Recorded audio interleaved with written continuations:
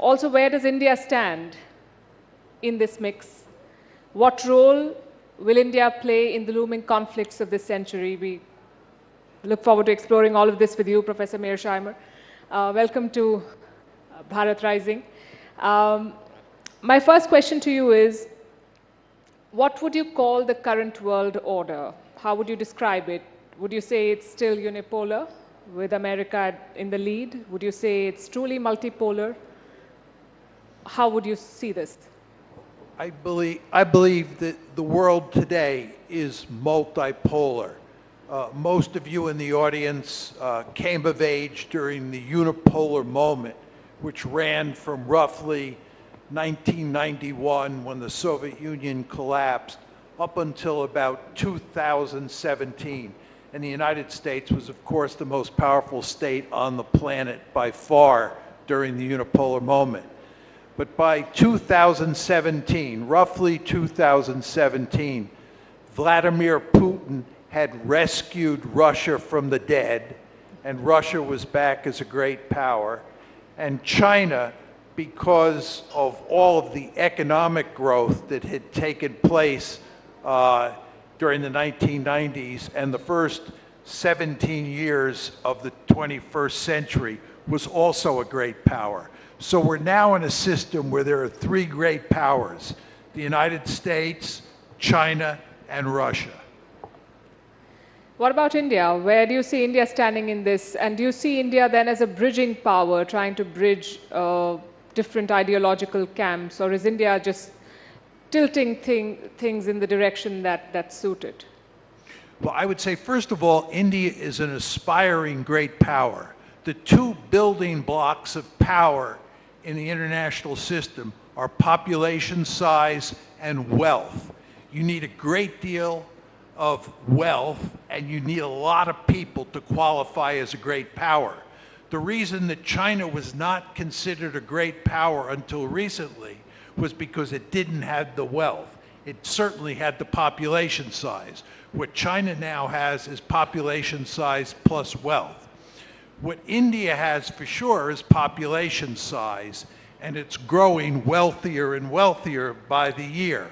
But I think, according to most accounts, it has not yet reached the point where it qualifies as a great power.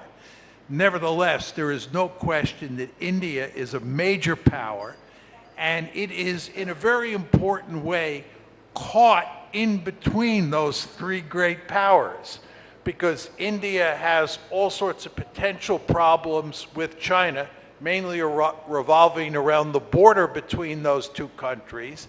India has very close relations with both Russia and the United States, and from the American point of view, that causes problems because the Americans don't want India to have good relations with Russia. But of course, from India's point of view, it makes good sense to have good relations with Russia.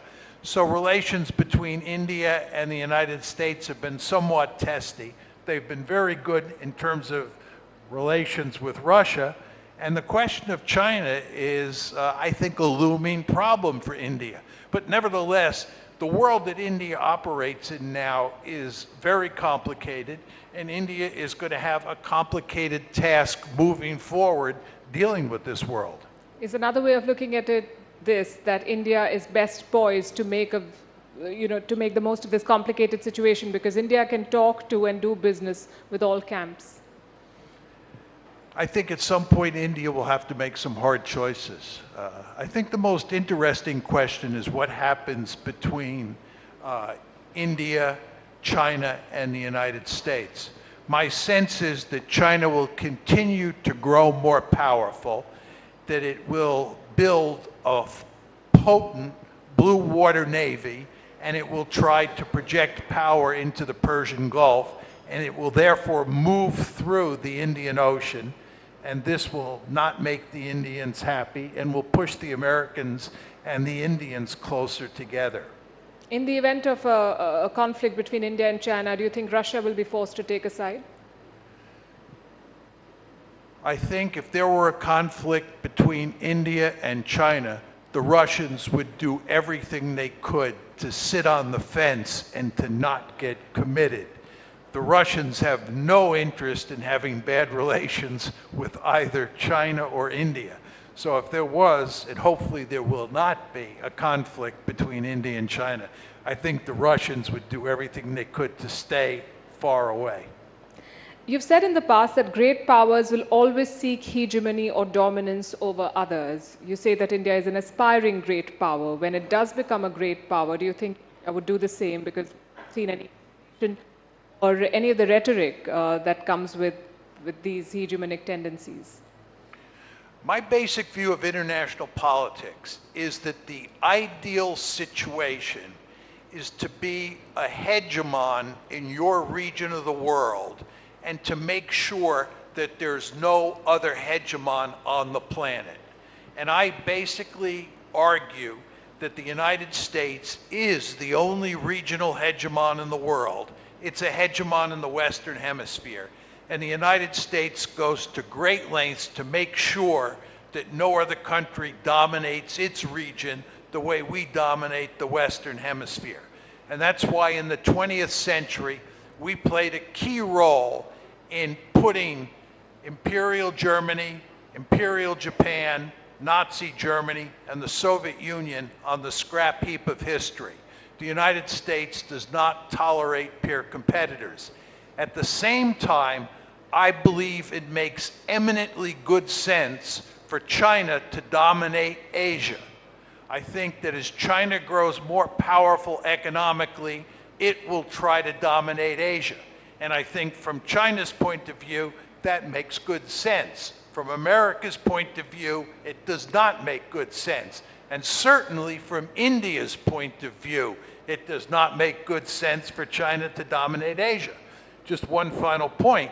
I would argue that if India were to grow more powerful than China, and the Chinese economy were to falter, and India's economy was to take off, and India looked like it could dominate Asia, it would try to dominate Asia.